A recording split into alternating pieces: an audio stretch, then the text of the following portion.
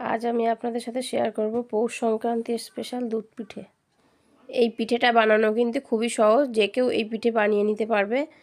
অন্যান্য পিঠের থেকেও এই পিঠেটা খেতে কিন্তু খুবই ভালো হয়। নমস্কার, আমি মিতালি। আজ আমি আপনাদের সাথে শেয়ার করব দুধ বল পিঠে রেসিপি। আপনারাও বাড়িতে একবার এই পিঠেটা বানিয়ে খেয়ে দেখবেন, খুবই ভালো লাগবে। তাহলে প্রথমে এখানে আমি কড়াইতে একটু জল দিয়ে দুধ দিয়ে দেব। এখানে আমি 1 লিটার দুধ নিয়েছি, আর এই দুধটা যদি ফুল ফ্যাট নেওয়া যায় তাহলে খুবই ভালো হবে। এই দুধটা আমি ভালো করে ফুটিয়ে ঘন করে নেব। দুধটা কিন্তু এখানে ভালো করে নাড়াচাড়া করতে হবে, নাহলে আমাদের দুধটা তলায় লেগে যাবে। আর এদিকে গ্যাসে একটা অন্য পাত্র বসিয়ে এখানে আমি 1.5 বাটি জল দিয়ে দেব। 1.5 বাটি জলের মধ্যে দিয়ে দেব অল্প সামান্য একটু চালের গুঁড়ো। চালের গুঁড়োটা দিয়ে ভালো করে নেড়ে ছেড়ে জলের সাথে মিশিয়ে নেব। আর দিয়ে দেব অল্প একটু লবণ। লবণটাকেও ভালো করে নেড়ে ছেড়ে জলের সাথে মিশিয়ে নেব। ওদিকে দুধটা আমার মাঝে মধ্যে নেড়ে যেতে হবে, নাহলে তলায় লেগে যাওয়ার ভয় আছে। তাই জন্য মাঝে মধ্যে দুধটা একটু নেড়ে নিতে হবে। আর এদিকে জলটা ফুটে উঠেছে, তার মধ্যে দিয়ে দেবো 1/2 চামচ ঘি। ঘিটাকে নেড়ে ছেড়ে ভালো করে মিশিয়ে নিয়ে এর মধ্যে দিয়ে দেবো 1 বাটি চালের গুঁড়ো। আর এই বাটিটা মেপেই আমি 1.5 বাটি জল নিয়েছিলাম, সেই একই বাটি মেপেই আমি 1 বাটি চালের গুঁড়ো এই জলের মধ্যে দিয়ে দেব। চালের গুঁড়োটাকে ভালো করে নেড়ে চেড়ে জলের সাথে মিশিয়ে নেব। আর এটা কিন্তু আতপ চালের গুঁড়ো। এই আতপ চালের গুঁড়োটা আমি বাড়িতেই তৈরি করে নিয়েছিলাম।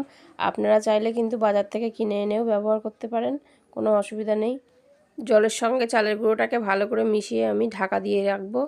আর ওদিকে দুধটা কিন্তু মাঝে মধ্যে আমাদের নেড়ে দিতে হবে। এবার পিঠের পুরের জন্য আমি এখানে কিছুটা কাজু বাদাম আর কিশমিশ নিয়ে নিয়েছি। কাজু বাদাম আর কিশমিশগুলোকে আমি ছোট ছোট টুকরো করে কেটে নেব।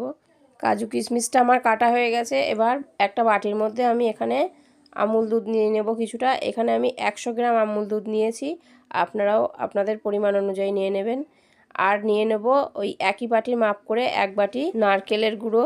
এই নারকেলের গুঁড়োটা কিন্তু আপনারা যে কোনো দোকানে পেয়ে যাবেন। আমি এটা অনলাইনে অর্ডার করেছিলাম, অনলাইন থেকে নিয়েছি, আপনারা চাইলে অনলাইন থেকেও নিতে পারেন।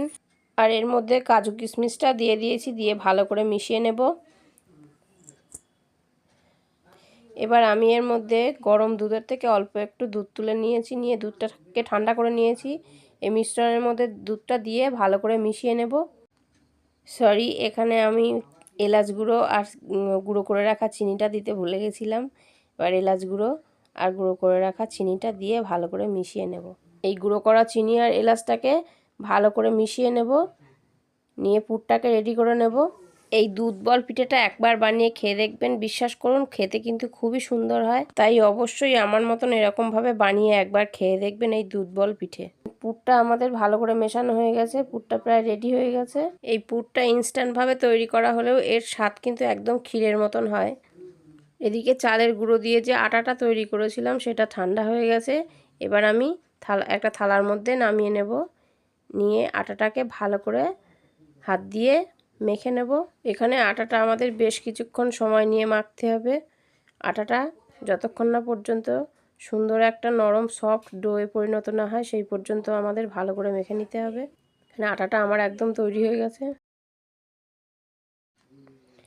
এবার আমি পিঠের জন্য যে পুরটা তৈরি করেছিলাম সেই পুরটার থেকে কিছুটা কিছুটা করে পুর নিয়ে ছোট ছোট বলের আকারে শেপ দিয়ে নেব, যাতে প্রত্যেকটা পিঠে আমি একই সমানভাবে তৈরি করে নিতে পারি। এখানে আমার অনেক কটা পুরের বল রেডি হয়ে গেছে, প্রায় 17 থেকে 18টার মতন বল রেডি করে নিয়েছি।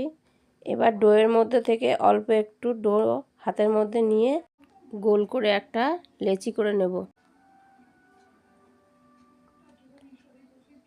এখানে গোল করে একটা লেচি কেটে নিয়েছি। এবার হাতের মধ্যে অল্প একটু চালের গুঁড়ো মাখিয়ে নিয়ে ভালো করে লেচিটাকে গোল করে বাটির শেপ দিয়ে নেব। এখানে আমার লেচিটা বাটির শেপ দেওয়া হয়ে গেছে। এবার এর ভিতরে একটা পুর ভরে মুখটা ভালো করে বন্ধ করে দেব।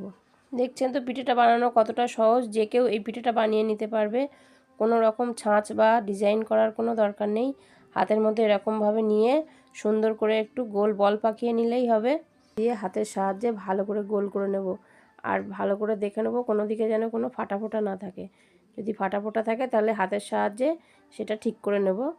এরকম সুন্দর একটা বল বানিয়ে নেব। আবারও একটা বানিয়ে দেখাচ্ছি।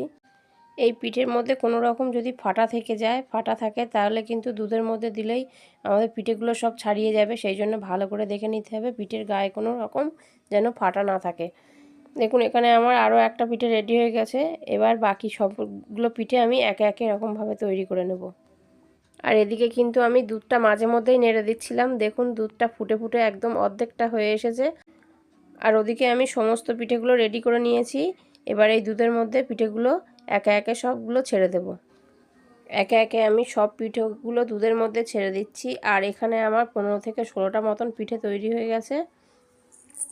সব পিঠেগুলোই দুধের মধ্যে ছেড়ে দেব। আর এখানে আমার অল্প একটু পুর বেঁচে ছিল, সেই পুরটাও আমি দুধের মধ্যে দিয়ে দেব। তাহলে দুধের টেস্টটাও কিন্তু খুব সুন্দর হবে। আর সমস্ত পিঠেগুলো দুধের মধ্যে ছাড়ার সাথে সাথে কিন্তু নাড়াচাড়া করা যাবে না। 2 থেকে 3 মিনিট পর হালকা হাতে কোনো চামচ বা খুন্তির সাহায্যে একটু নেড়ে দিতে হবে। এখানে আমি পিঠেগুলো দুধের মধ্যে 5 থেকে 7 মিনিট মতন ফুটিয়ে জাল করে নিয়েছি। এবার ওর মধ্যে আমি 1 বাটি চিনি দিয়ে দেব। আমরা একটু মিষ্টি বেশি খাই বলে আমি মিষ্টিটা বেশি দিয়েছি। আপনারা আপনাদের পছন্দ অনুযায়ী মিষ্টিটা দেবেন। চিনিটা দিয়ে আমি হালকা হাতে ভালো করে নেড়েচেড়ে মিশিয়ে দেব। আর দিয়ে দেবো অল্প একটু লবণ। মিষ্টির মধ্যে অল্প একটু লবণ দিতে হয় ব্যালেন্স করার জন্য, সেটুকুই দিয়ে দেবো। আর দিয়ে দেবো অল্প একটু এলাচ গুঁড়ো দিয়ে আমি ভালো করে আবার নাড়াচাড়া করে মিশিয়ে দেব। বিশ্বাস করুন এই পিঠেটা খেতে কিন্তু অসম্ভব সুন্দর হয়। আপনারা তো অনেক রকম পিঠে বানিয়েছেন, একবার এই দুধ বল পিঠেটা অবশ্যই ট্রাই করবেন, খুবই ভালো লাগবে আপনাদের খেতে। দেখুন পিঠেগুলো ফুলে একেবারে ডবল হয়ে গেছে। আমার পিঠেগুলো এখানে প্রায় রেডি হয়ে গেছে। দেখুন কতটা সুন্দর লাগছে দেখতে, একেবারে বড় সাইজের রসমালাইয়ের মতন দেখতে হয়েছে। আর খেতে কিন্তু রসমালাই থেকে কোনো অংশে কম না, বরঞ্চ রসমালাইয়ের থেকে আরও বেশি টেস্টি।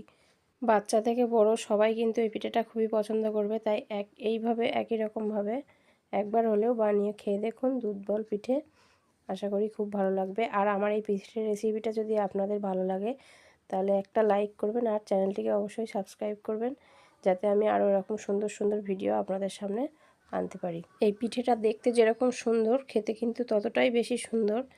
একদম নরম সফট তুলতুলে একটা পিঠে। একবার অবশ্যই বানিয়ে খেয়ে দেখবেন, খুবই ভালো লাগবে। আর এই পিঠেটা কিন্তু আপনারা 3 থেকে 4 দিন পর্যন্ত রেখে দিয়ে খেতে পারবেন, একটুও নষ্ট হবে না। আর আমার এই পুরো ভিডিওটা দেখার জন্য অনেক অনেক ধন্যবাদ।